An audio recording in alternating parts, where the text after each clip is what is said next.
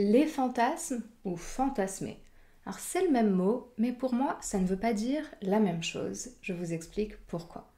Les fantasmes, quand quelqu'un me dit quels sont tes fantasmes ou pose une question autour des fantasmes, en général, ça fait référence à une certaine liste de fantasmes et de normes de notre société. En général, les fantasmes, c'est faire un plan à trois, faire l'amour dans la douche, faire l'amour dans un avion, faire l'amour dans une voiture, euh, faire un jeu de rôle, essayer si. C'est en fait tout le temps vraiment la même liste. Pourquoi c'est la même liste? Parce que ça fait partie de nos scénarios sociétaux. Les fantasmes, souvent, c'est pas nos fantasmes. La différence avec fantasmer c'est actif, c'est une action. Fantasmer, c'est quand on laisse notre cerveau partir, rêver, imaginer, créer. Fantasmer, ça vient de nous. Ça vient de notre imaginaire, de nos désirs. On s'autorise à rêver, à ce qui nous excite. Mais les fantasmes, c'est des choses qui généralement nous viennent de l'extérieur. Il y a vraiment cette liste, cette idée que il y a ça et ça à faire pour avoir vraiment vécu, pour avoir expérimenté toutes les choses, pour avoir de l'expérience, pour ne pas passer à côté de quelque chose. Et tout ça, ça vient pas de nous.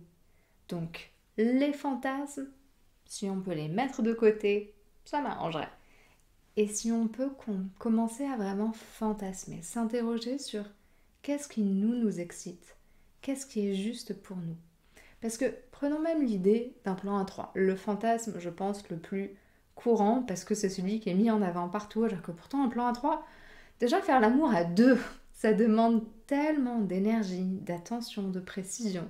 Rajouter encore une personne, c'est pas forcément plus excitant, ça demande encore plus d'attention, de gestion. C'est compliqué. Ça peut être très bien, mais c'est pas forcément le plus excitant. Pourquoi est-ce que ça fait partie de nos fantasmes les plus communs? Je pense aussi que sur ce même fantasme, ça peut exciter différentes personnes pour différentes raisons.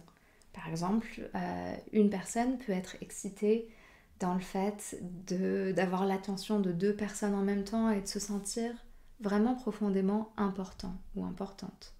Alors qu'une autre personne peut être excitée par la quantité de stimulation. Une autre personne peut être excitée dans l'idée de dominer deux personnes en même temps. En fait, sous chaque idée, sous chaque chose, on va être touché d'une manière différente. Et c'est pour ça que c'est dommage à mes yeux de juste se concentrer sur les fantasmes, parce que ça nous évite presque de devoir faire le chemin intérieur, de voir qu'est-ce qui est vraiment important pour moi dans cette expérience. Alors que quand on fantasme, qu'on se crée notre monde imaginaire, on est davantage connecté sur nos ressentis, sur ce qu'on a envie vraiment de vivre.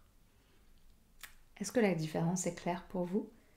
Notez-le dans les commentaires.